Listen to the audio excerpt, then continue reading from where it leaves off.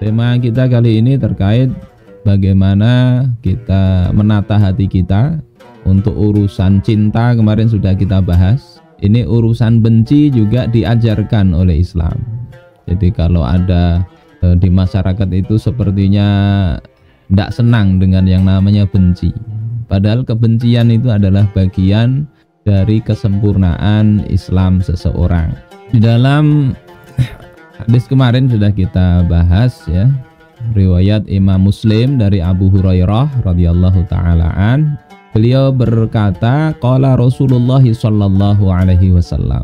Rasulullah sallallahu alaihi wasallam telah bersabda, innallaha idza ahabba 'abdan da'a Jibrila. Sesungguhnya Allah Subhanahu wa taala jika dia itu mencintai seorang hamba, maka beliau itu akan memanggil Jibril. Faqala, kemudian dia akan berkata kepada Jibril, inni uhibbu fulanan fa'ahibbah. Sesungguhnya aku mencintai si fulan, maka cintailah dia wahai Jibril. Qala fayuhibbuhu Jibrilu. Maka kemudian Jibril itu akan mencintai orang tersebut. Jadi kalau cinta itu ngajak-ngajak. Tsumma yunadi fis sama, kemudian diserukan ke langit ya. Fayaqulu innallaha yuhibbu fulanan fa'ahibbuh. Kemudian diserukan ke penduduk langit, sesungguhnya Allah itu mencintai si fulan, maka cintailah oleh kalian semua si fulan itu. Fayuhibbuhu ahlus sama, maka penduduk langit akan mencintai orang tersebut. Jadi ini kita perlu hati-hati ya kalau kita berperkara dengan orang lain ya, sesama kaum muslimin beda pendapat. Bisa jadi orang itu dicintai oleh penduduk langit, sementara kita musuhi karena urusan agama nih. Bahaya kita itu kalau begitu.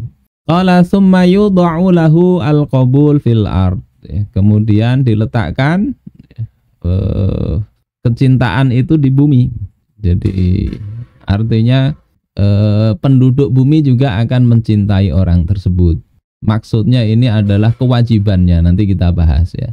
Wa idza abghadha 'abdan ta'a Jibril fayaqulu inni ubghidhu fulanan fa abghidhu.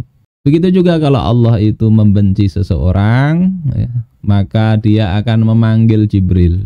Kemudian mengatakan, aku ini membenci seseorang si fulan, maka bencilah dia. Fayubghidhu Jibril tsumma yunadi fi ahli sama. Kemudian Jibril membencinya dan dia diumumkan di penduduk langit, innallaha yubghidhu fulanan fa'abghidhuh. Sungguhnya Allah membenci si fulan, maka bencilah dia. Qala fayubghidunahu tsumma tud'u lahul baghdha'u fil ard. Kemudian kata Rasulullah, mereka pun membencinya dan tud'u lahul baghdha'. Kebencian itu diletakkan fil ard, di bumi. Artinya penduduk bumi membencinya. Ini menjadi dalil akan kewajiban untuk membenci siapa yang dibenci oleh Allah. Dibenci Allah Ta'ala, maka kita wajib juga membencinya. Jangan kemudian kita ini merasa sangat bijak gitu ya. Kemudian kita ini semuanya cinta. Iblis pun kita cintai. Sesama makhluk Allah, sesama manusia dan sebagainya. Tidak begitu. Hadis ini menjelaskan, ini sahih di riwayat Imam Muslim, menjelaskan kewajiban untuk mencintai dan benci karena Allah Ta'ala. Apa alasannya di sini? Wa qauluhu summa tud'u lahul baghdha'u fil ard. Kemudian diletakkan bagi dia ya, kebencian itu di bumi. Itu memang khobarun urida bihi thalab. Memang berita. Tapi yang dimaksud itu adalah tuntutan. Berita kalimatnya tapi menuntut orang untuk membenci. Wadzalika bidalalatil iqtidha.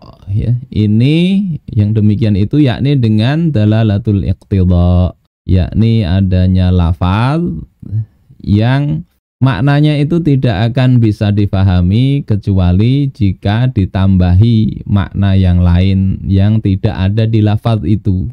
Jadi ini berita tetapi maksudnya perintah. Kenapa?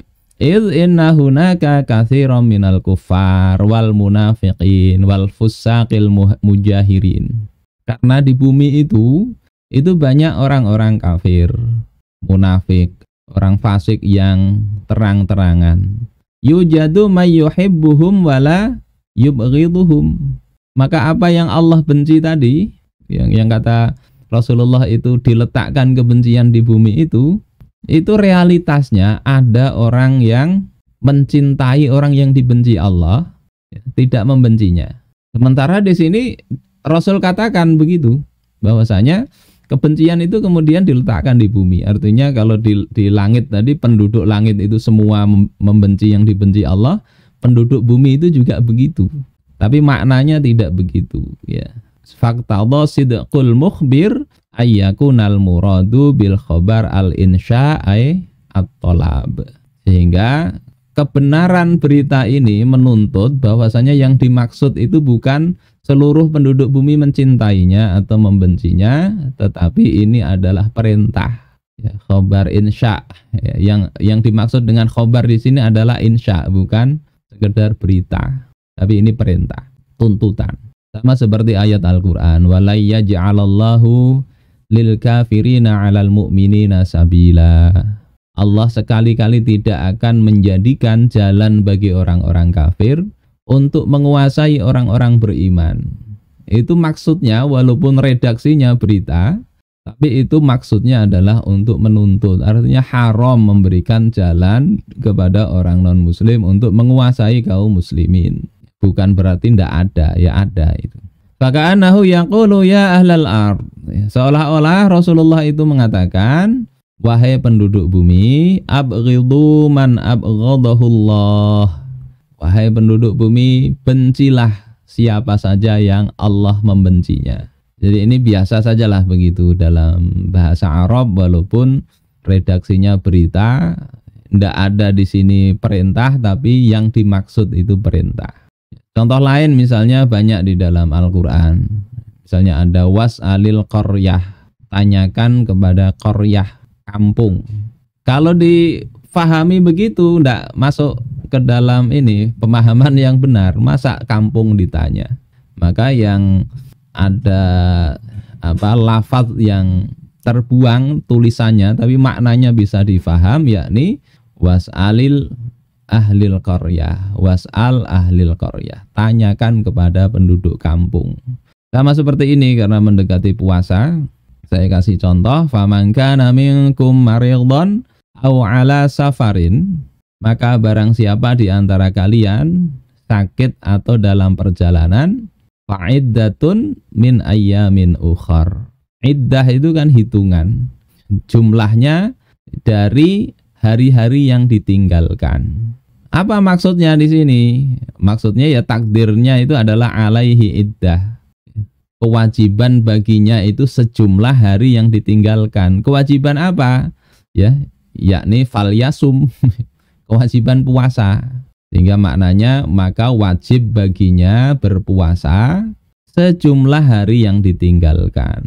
Nah, kalimat wajib baginya berpuasa atau wajib baginya mengqadha itu tidak ada dalam redaksi ini, tapi itu dalalatul iqtidha, ya, sesuatu yang tidak disebut tapi sudah dimaksud itu, seperti itu. Mudah-mudahan bisa dipahami. Jadi hadis ini menjadi dalil ya bahwasanya membenci orang itu merupakan kewajiban orang-orang yang dibenci oleh Allah Subhanahu wa taala. Terus siapa orang-orang yang dibenci Allah? Nah, beberapa contoh diberikan